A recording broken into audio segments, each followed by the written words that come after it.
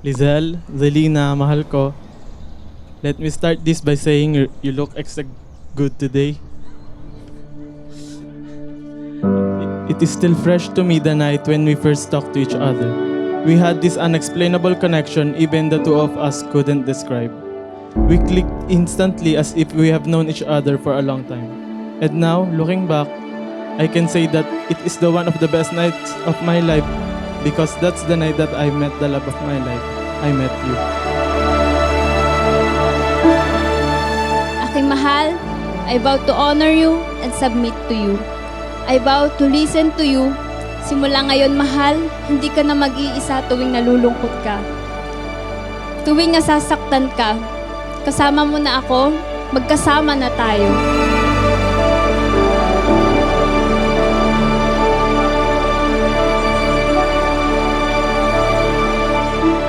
Thank you for staying during hard times. Thank you for staying kahit hirap na tayong intindihin ang isa't isa dahil magkaiba ang ugali natin.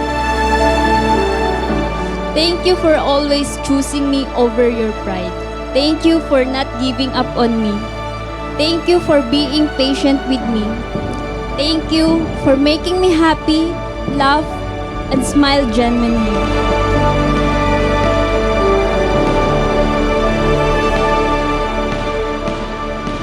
I vow to listen when you don't feel heard. I promise to love you at your lowest. I vow to see you when you don't feel seen. And I promise to be the best father sa madami nating magiging kids.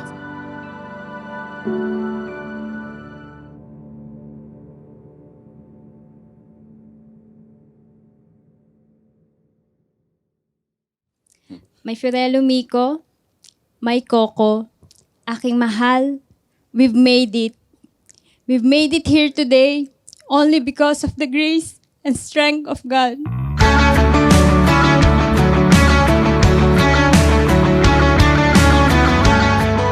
Lagi mo sinasabi sa akin, mahal, mag-aaway lang tayo, pero kay Pastor Edwel pa din ang tuloy.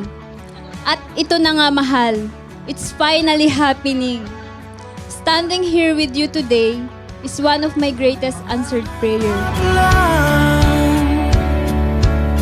Habang ika'y pinagmamasdan, nagbibilang ng iyong hakbang. Si Lizelle kasi she's the most caring, the most resilient.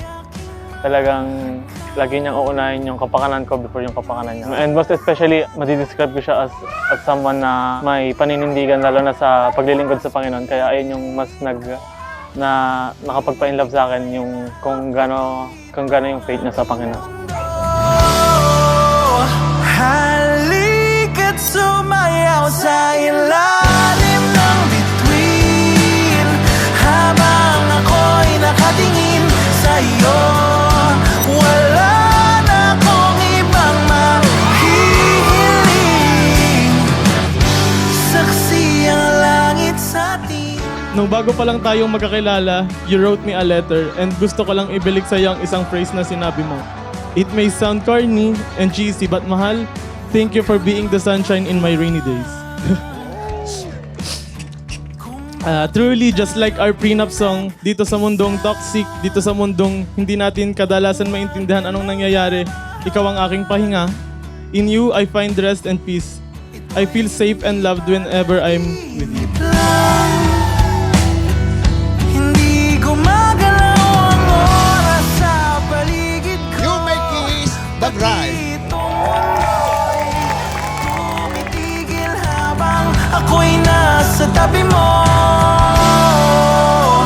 Halika't sumayaw sa ilalim ng bituin, habang ako'y nakatingin sa iyo.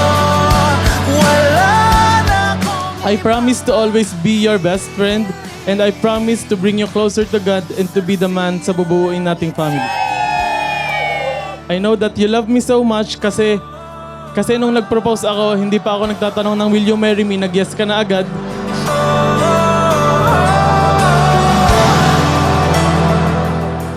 And today, instead na tatanungin kita if you would marry me, I'd rather want to thank you for giving me the greatest title and honor I will ever have, to be your husband. Mamahalin at aalagaan kita sa tulong at habag ng ating Panginoon. Mahal na mahal kita, forever mahal kong asawa. Love you. Saksi ang langit sa atin. I used to say, ikaw ang dahilan bakit excited ako mag-Friday. Ngayon, ikaw ang dahilan kung bakit ako masayang uuwi araw-araw. Magawang oras sa Ay, mahal ko. Handa ka na bang maging Mrs. Santos officially? See you later. Huwag kang magpapalate. tumitigil habang ako'y nasa tabi mo. Halika't sumayaw sa ilalim ng bituin habang ako'y nakatingin sa iyo.